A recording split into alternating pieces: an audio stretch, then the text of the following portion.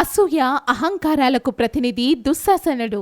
మహాభారతం పేరు వినంగానే టక్కున గుర్తొచ్చేది ద్రౌపది వస్త్రాపహరణం. దుశ్శాసనుడు ఏ ఇతిహాసంలో అయినా ఒక మంచి పాత్ర ఎంత బాగా గుర్తుంటుందో ఒక చెడ్డ పాత్ర కూడా అలానే గుర్తుండిపోతుంది. ఆ విధంగా గుర్తింపు పొందిన పాత్ర దుశ్శాసనుడిది. అసలు ఇంతకీ ఎవరి దుశ్శాసనుడు? అతని గురించి ఈ వీడియోలో కొంత తెలుసుకునే ప్రయత్నం చేద్దాం. కౌరవులలో రెండవ వాడు దుశ్శాసనుడు. తన అన్న దుర్యోధనుడు ఏ పని చెబితే మంచి చెడు ఆలోచించకుండా గుడ్డిగా చేసే స్వభావం కలవాడు. ద్రౌపది మయసభలో తనను చూసి హేళనగా నవ్విందని పగపట్టి దుర్యోధనుడు ఆమెను నిండు సభలో అవమానించదలచి దుశ్శాసనుడితో ద్రౌపది వస్త్రాపహరణం చేయమని అంటాడు. దుర్యోధనుని మాట వేదవాక్కుగా దుశ్శాసనుడు ద్రౌపదిని సభలోకి జుట్టు పట్టుకుని ఈడ్చుకుని వచ్చి ఆమె వస్త్రాపహరణం చేయడానికి ప్రయత్నించి భంగపడతాడు. కానీ ఈ ప్రయత్నమే ముందు ముందు అతని వినాశనానికి కారణమైంది. మహాభారత యుద్ధంలో భీముడు తాను చేసిన ప్రతిజ్ఞ ప్రకారం